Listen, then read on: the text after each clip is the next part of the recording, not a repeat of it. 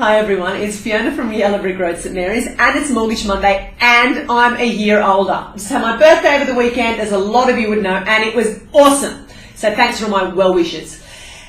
Today I'm going to discuss genuine savings, 5% genuine savings, because last week I was talking about the money the deposit that you need to save for your first home, and now I'm going to be talking about what the banks require from you. Now, if you're going to purchase a property, and you're going to borrow more than 80% of the value of a home, all right, then you need 5% genuine savings. 5% genuine savings means that the bank wants to see your financial behaviour of the last 3 months. They want to see that you're saving money every week, every fortnight, over the last period of 3 months to see that you can actually pay your mortgage. That's the real reason behind it. All right, now, as I said, you need to show 5%. So if you're borrowing money for a $600,000 property, if you're buying a $600,000 property, you need to show $30,000 worth of genuine savings in the last 3 months.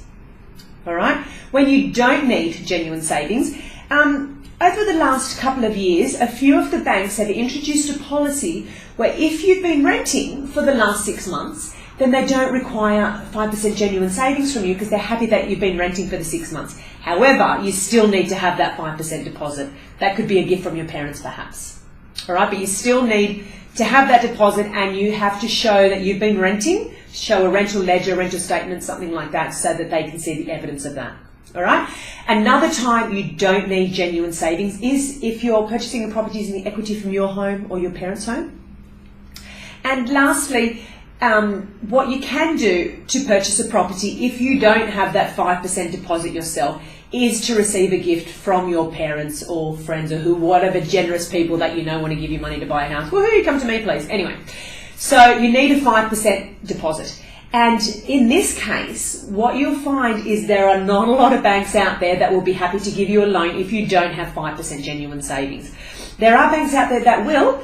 Just be prepared that the interest rate would not be as enticing or as competitive as your friends have or as you see on the television, because it's a policy that's a little more high risk for the banks. So of course they're going to charge you for it. The rate will be higher, but that's life. Suck it up and buy the house that you want, and in a couple of years go and see a broker and they will revisit the loan, see what your rate is and get something better for you then. But if it's going to get you on the market and get you what you want and what you need and you can afford it comfortably, then that's something that you should definitely consider.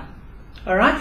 So as I said, 5% genuine savings, 3 months worth of money in the bank, 5% of the deposit in the bank over a period of 3 months. If you need any further information, feel free to message me in the comments box, and have a great day.